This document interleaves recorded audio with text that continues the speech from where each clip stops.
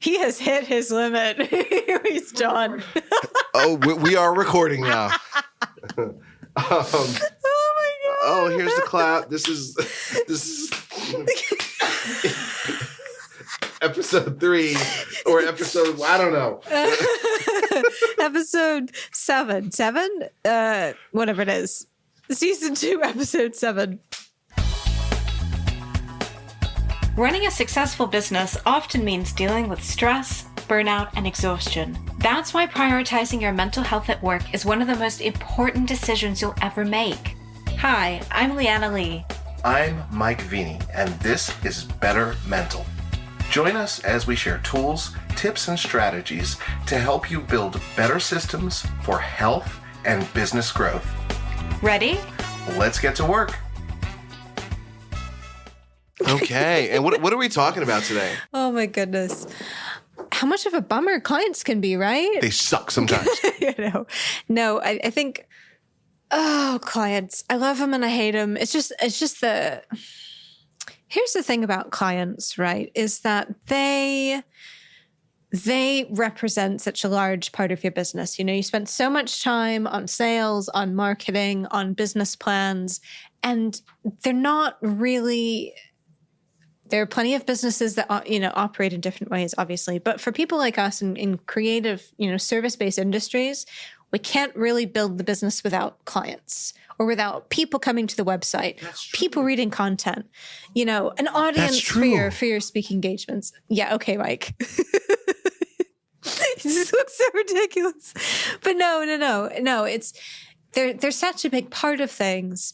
But how we navigate those relationships, the problems that we have with them, they take up so much time and energy and money, and just there's so much wrapped up in our clients. And so it can just be when we run into client issues, it's just a huge pain, and it really, really sucks.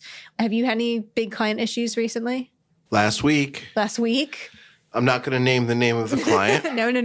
Even though I saw them all like downloading the podcast when I had the little QR code up. Whatever. They were being difficult. It was stressing me out and the speakers bureau that represents me.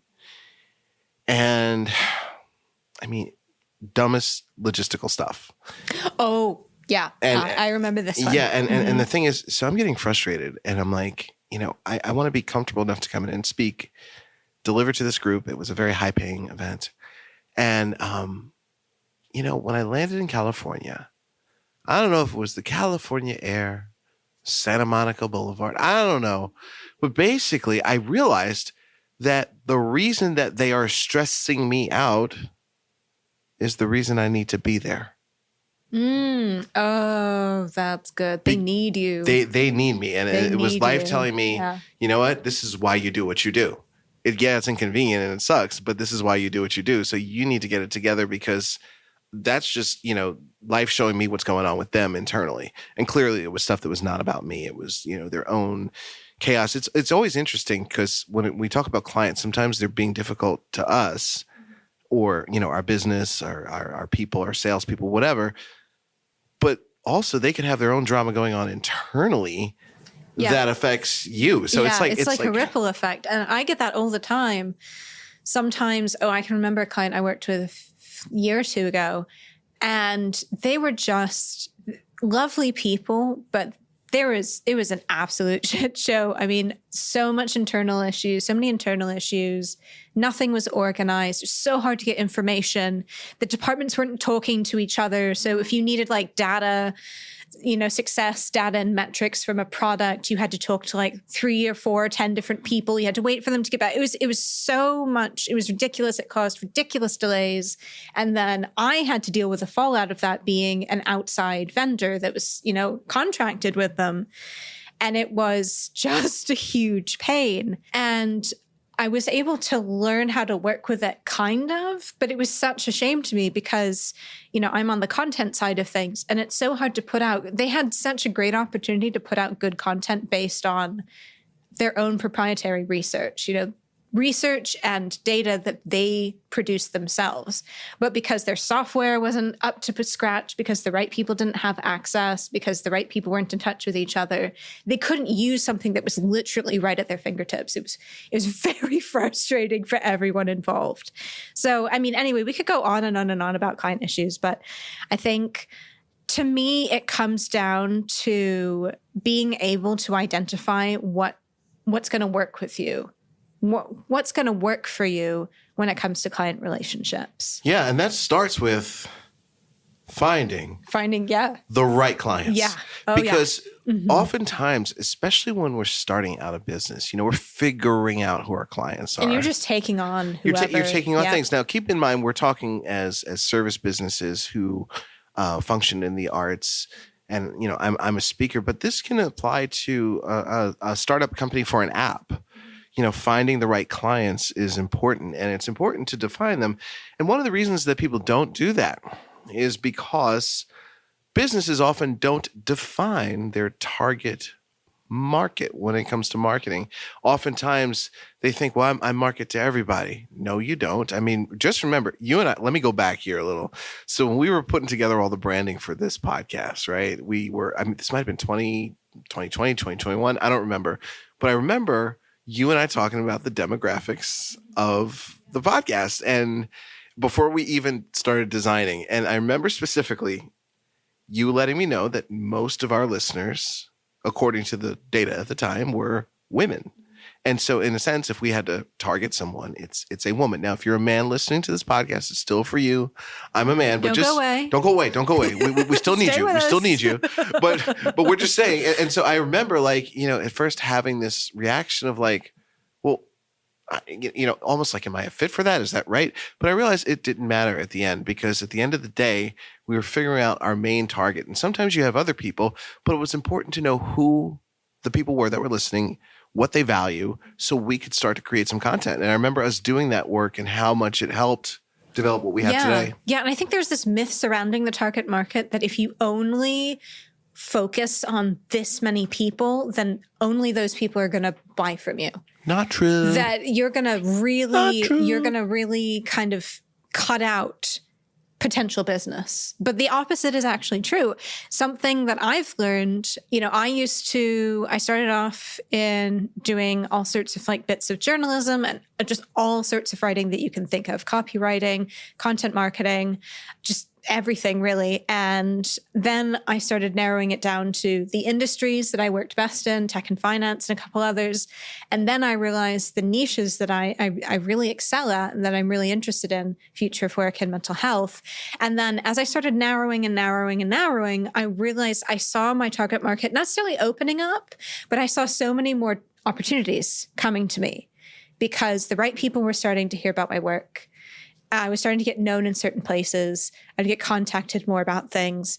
And it was really exciting to see. So I think that at a certain point, if it's something that you continue to pursue, obviously you have to put the work in to figure out who these people are, to figure out what makes them tick, their demographics, their psychographics, all of that. You can really kind of, because what you end up doing is speaking directly to them. Yes. And relating to them. And also, with that research that you do, it can give you an indicator of the type of person you're going to deal with. I mean, it's not an exact science. That's stereotyping. You can't stereotype a whole group, but you can get some indicator into the type of people that you're looking for and how you're going to be able to meet those needs more clearly. So I think it's important to do that. And I wanted to share, have I ever shared with you my target market? I think I know bits and pieces, but I don't think I know the whole thing. Okay. My target market is actually human resource leaders of Fortune 500 companies. That's technically only 500 people, actually, if you think about it. I guess so that's true. I've done a lot of research on what they're looking for around workplace wellness and mental health in the workplace. And we've created content for them. Now, what's interesting is other companies reach out. The Plumbers Association might reach out. And they say, well, okay, we know you only work with this, but can you also do something for this?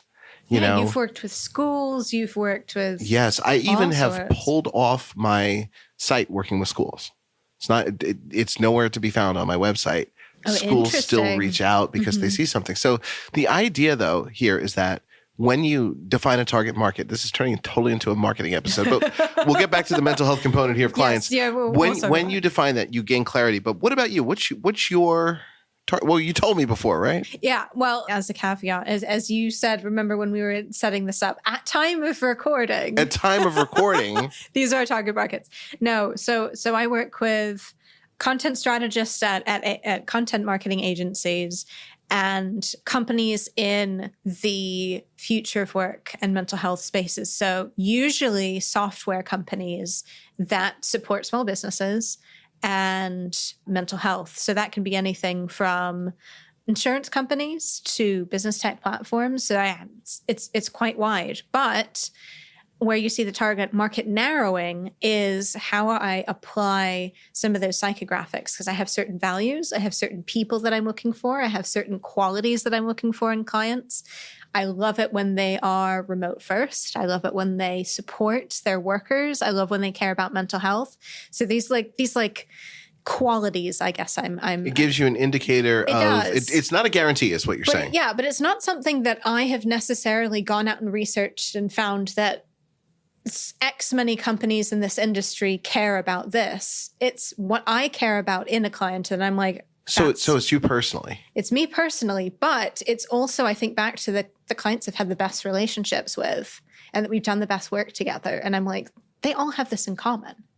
You know what I'm saying? Interesting. Yeah. Interesting. So that's kind of how I built And for mine those up. of you that are listening that have companies with teams, there are going to be things that you look for in a target client. But keep in mind that if you have people working with them directly, your individual team members are going to have some different preferences. But it's important to learn what works and what doesn't for your company. Yeah. That's really, really obviously important.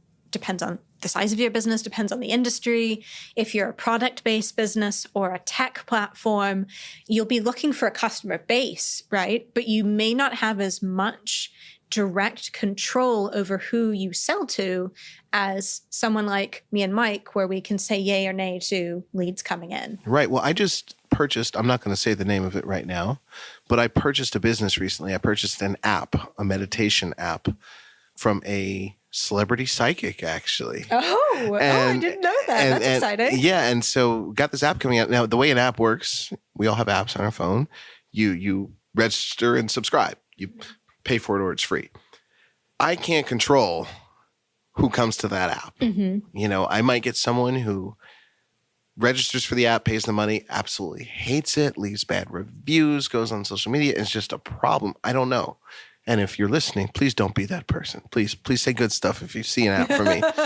But the thing is, you don't have control in that case. But you sort of that's kind of when you reverse engineer it in a way, isn't it? Because then you look at who is using your product. Correct. And then you say, okay, well, now we're going to focus on them because they're our best customers. They're our best customers. You kind of have to work towards that, I think. I don't know with a product-based business or tech platform, I think it's harder to kind of imagine the ideal customer up front. You kind of have to iterate and iterate and iterate. Oh, you do. And for all of us, it's a constant thing. And it's important, I think what you're saying in a lot of this too is, you've got to define these things personally and for your company or brand or team. At the same time, set expectations, right? Yeah. For clients. And one of my friends, he said to me years ago, when you set expectations on the front end, you avoid problems on the back end. He used to say that to me all the time. Clever. I like that. And so many times we don't clear up expectations and then we end up going, what the? I was telling you before about this hotel that we were at, which we're not going to name the name of the hotel. And, I go down to learn about my book shipment and the drum shipment that came and found out there's some fees, some handling fees that they did not mention. That they did not mention. But you know what? Yeah. That wasn't cleared up. And also, let's be honest, I could have also called and said, what kind of handling fees do you have for packages?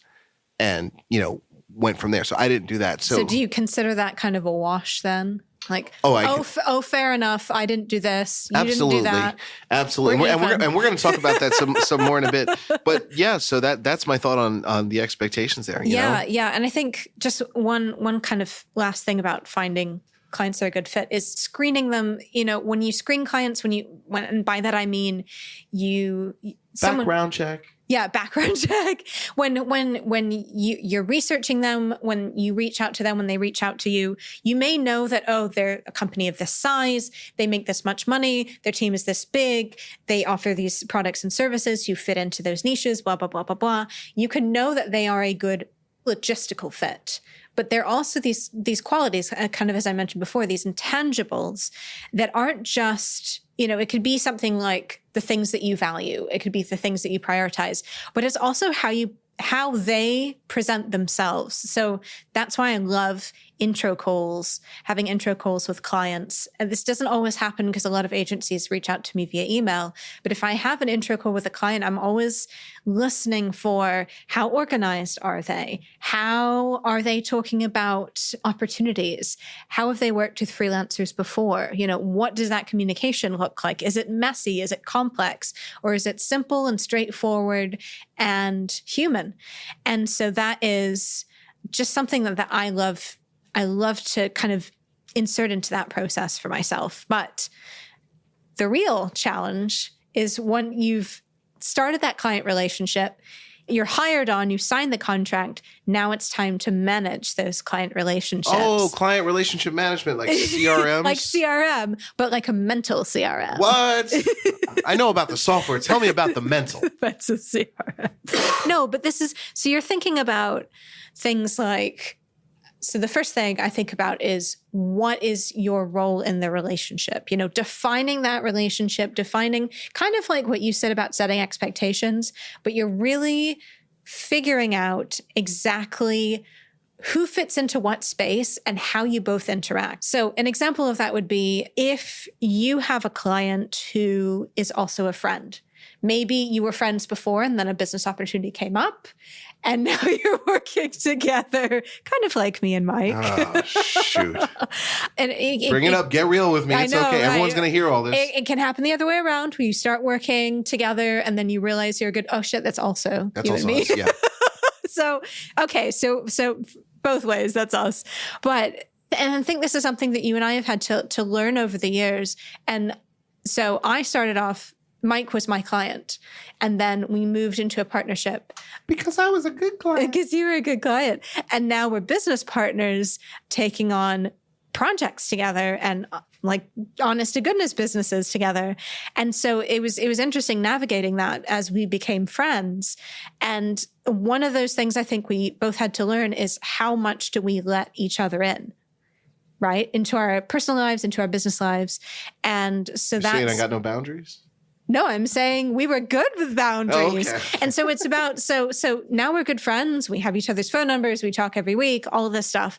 But setting us aside as you're, walking through this client relationship, as you're living this out, you need to kind of decide where those boundaries lie and kind of what the social contract is on each side. What do you think of that? I think it's so important. So many times I hear, well, they're my client and my friend. And I think that happens. That's a good thing, right? Maybe you have a friend that wants to start hiring you, but it's got to be clear what role you're in a given situation. Yeah.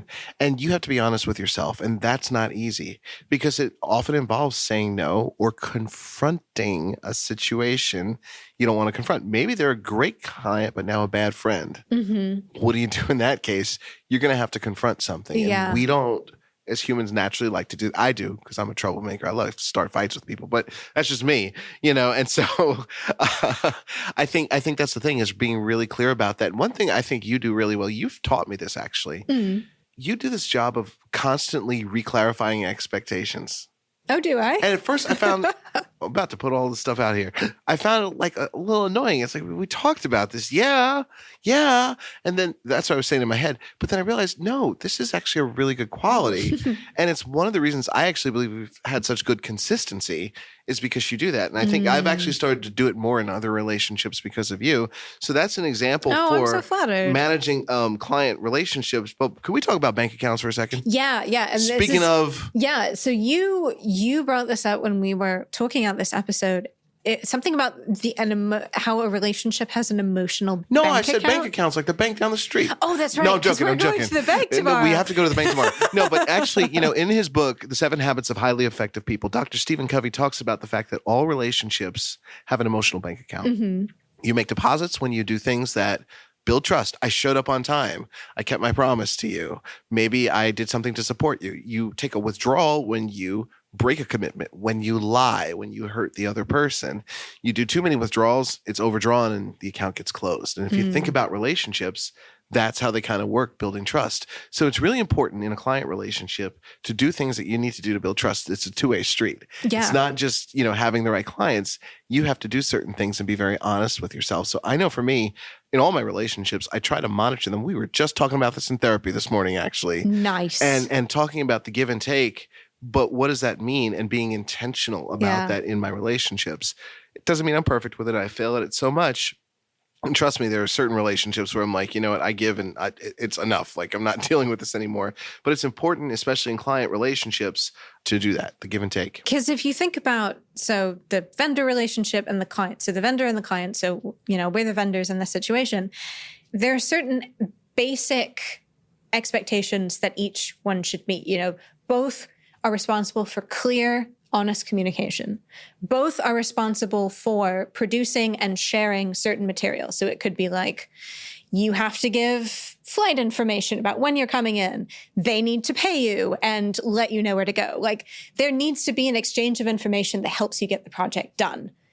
And so things like that. If these basics aren't met, then forget the emotional bank account. There is no relationship. It's just, there's nothing. And there's nothing happening. And when they're not met, this is a very important thing I'm about to say here, is owning your responsibility in the relationship. Yeah, because it's not always about them. Sometimes you need to say, I'm sorry. And I'm sorry. Let me just clarify something. I'm sorry doesn't mean... Mike says this to me all the time. I'm constantly saying it to everyone I work with, by the way. It's one of his things. It's one of my things. That's how I keep the relationships. But even if you say I'm sorry too much, after a while, it's just going to be, a withdrawn bank account. But the thing I was going to say is I'm sorry doesn't mean that you think the other person is right, or you're acknowledging that they're right when you think you're right, or anything like that. It just means that you acknowledge that you've done something to damage the emotional bank account, and you acknowledge that. That's such a great point. That's all you're doing when you you're apologize. being accountable to yourself. Yep. Or for yourself. Like my landscaper issue. Yes. Yes. The landscaper, there's been this issue with, we signed a contract to blow the leaves. You paid a lump sum up front, for certain services. And lately, see them on the cameras, but the leaves aren't getting done. And so now we're taking pictures, and it's like, okay, next year comes around, we're not going to want to have to deal with this. This is a trust issue. Yeah. We have to do this multiple times with you. Up their end. They're not holding up their end. They're going to lose a contract. contract. So I think it's important, in all relationships. Absolutely. And this is something you have to keep reassessing, right? It's not just before the project, but it's also during the, at different milestones of the project, after the project ends. So at the end of the year with your landscaper, you'll look back and you'll be like, So every time after we record a podcast, do you reassess the relationship with me? I mean, maybe not it's okay. Maybe not that often, but once a quarter we should be like, Yeah. No, because, you and I are business partners now. So that adds weight to our relationship. It doesn't change that we're friends. I think we'll be friends whether we're doing the podcast or not, or whether we're in business together or not. But this adds dimensions to that, So I think it's important, no matter who you work with or how you work together, to look back on it and say, did we both hold up our end of the contract, and should we do it again? Yes. And then, there's dealing with client problems. And then that's when things go wrong. Now we're getting to the real beef of this episode here. Because, a lot of people get stuck in a situation with a client or customer and don't know what to do. I mean, it happens at Target all the time. I see someone at the customer service desk screaming and yelling, and they're just trying to calm them down. But here's some things that I've learned that I really want to share that have really helped manage my mental health around clients. And trust me, I get some interesting clients sometimes that cause problems. It's important to have protocols for yourself and your business. Yes. When a client relationship becomes stressful, there has to be things that you do. You talked about in an episode on the one on money. Yeah. That you take the client out of the equation in your budget. Yeah, yep. You know, and that's on that, what is it, episode? Finances, stressing about finances. Yeah, so control. Yeah, controlling your business finances. Yeah. Yeah. So having something like that, also having scripts that you say, because when you get emotional, you're not rational. You can't speak, you know, intelligent things. We were just talking about this. We went for a walk talking about this. When you're in a really bad place, it's hard to do that. But I want to just share something that I do that I think has been a rule that has been a game changer. We are so busy texting, emailing each other, and sending messages. That's all we do, right? And sometimes there are miscommunications. No matter how many emojis you use, there can be miscommunications. And some people like to say, well, you know what? You didn't get back to me quick enough. There's a problem. Let me just point out something very important here. When you have a conflict with someone, the worst thing that you can do is stay on text and email. There's no way you can pick up nuance. This has been proven numerous times. However, one of the greatest things that you can do to help the situation is actually pick up the phone. See, that's interesting because in my industry, we've been told to always have a paper trail. So to keep it, I guess you don't necessarily need to keep the entire conversation to email, but we've always been told, get the details in email, get it in writing, always get it in writing. Oh, but I have a secret for this too. With the phone. So let's just say you are in conflict with someone. You pick up the phone. Yeah, you pick up the phone. And then I have had to do this with clients where I say, okay, so you promise you're going to do this? Stay on the phone with me. I'm going to send you an email right now and you can confirm that you got it. So you send a confirmation email. Right, because you need to be on that phone for that human connection. And you know what? Also, if you are in the practice of doing that with people, they're not going to mess with you through email. I bet they can't wiggle out of that. Because it's like, okay, he's going to call. He's going to call. So I better make sure, like, so, you know, and the thing is. I just don't want to handle it. Right. And the thing is, I also, when I call, I have a rule, and I got this from a customer service book. I'm calm. I'm the calm one. Even if I'm really pissed off at them, it's just like, hey, what's going on? How can I help here? And I could just feel myself. Can you feel that? I just feel myself relaxing as you said that. I'm just like, suddenly I'm not angry anymore. Well, what was I angry about? That's why it's important for your mental health. Yeah. As a business owner, to have protocols and scripts for customer service issues. Yeah, and as you mentioned, like I mentioned the last episode in this little mini series, is taking money out of the equation, and by that I mean, always right when you get into a conflict. It could be your fault, it could be the client's fault, it could be the company going to shit, whatever the case may be. Whatever's causing conflict, I immediately write out whatever the client owes me or is about to owe me out of my income for maybe the month or the quarter. I just pretend it isn't there, because that frees me up to negotiate better, to apologize if I need to, even if it means I lose that money somehow. It doesn't matter whose fault it is. It just really helps me not to be reactive. And it's also kind of with your scripts and protocols, you know, it creates, in the finance episode, we talked about detachment and creating a little distance. This helps create a little distance and allows you to, again, manage your mental health, because yes, it's absolutely stressful. Yeah. Absolutely stressful if you lose money.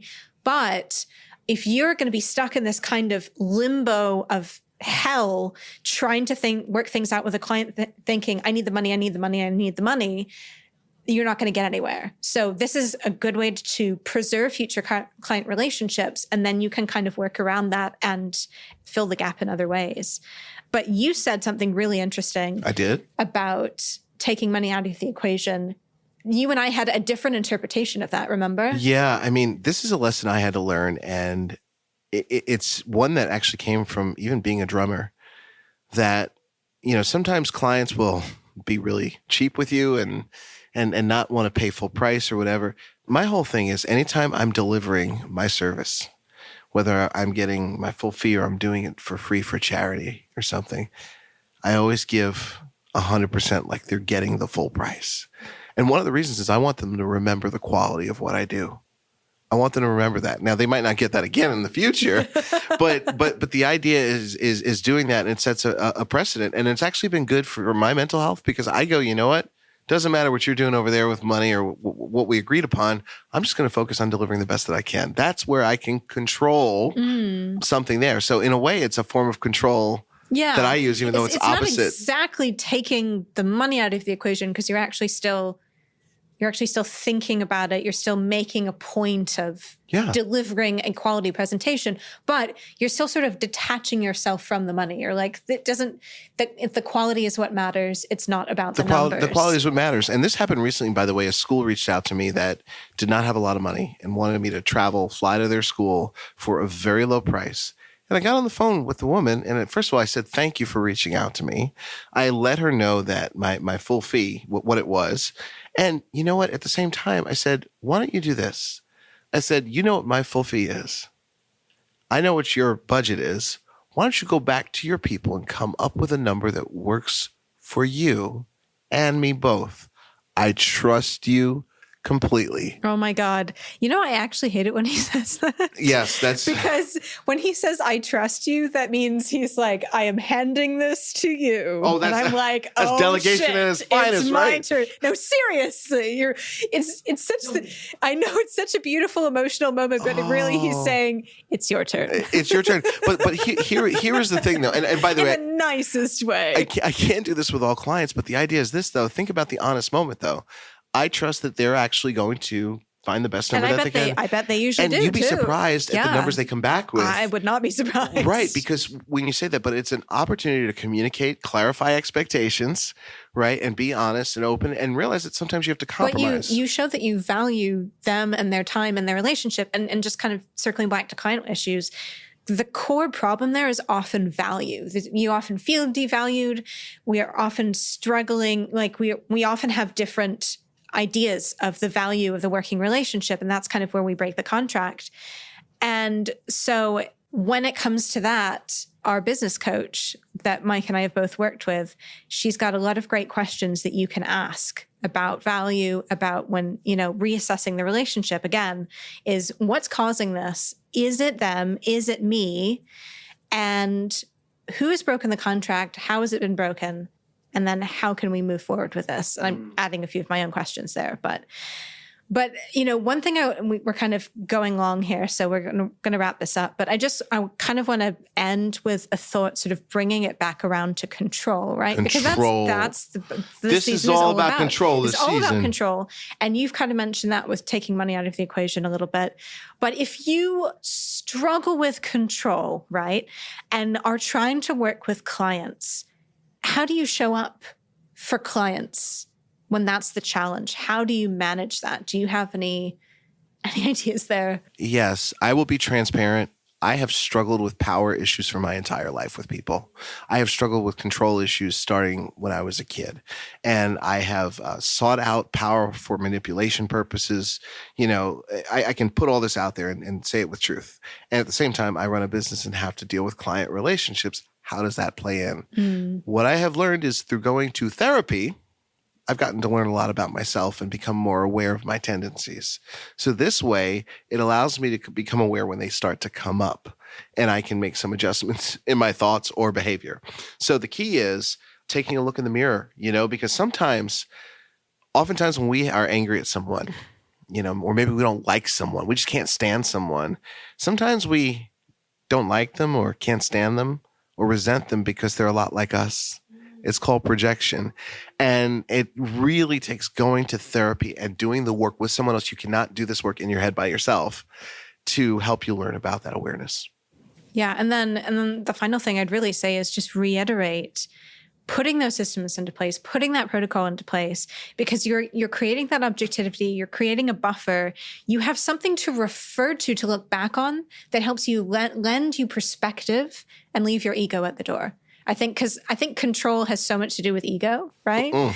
And so if you know how things are supposed to go, what your responsibilities are, what your expectations are, the values that you want to uphold, but if you're working against them because you have control issues, that you're the problem, right?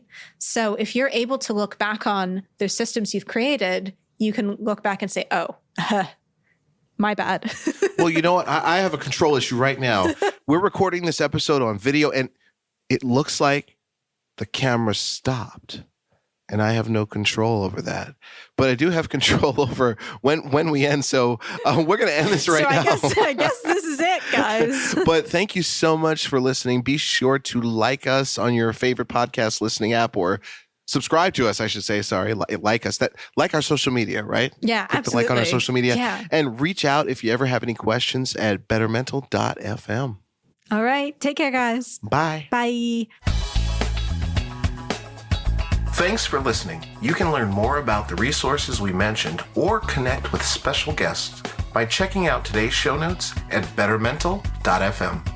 And if you liked this episode, keep in touch by following us on your favorite podcast app. In the meantime, we'd love to hear what you think about the show, so DM or mention us on Twitter at BettermentalFM. Thanks again, and see you next time.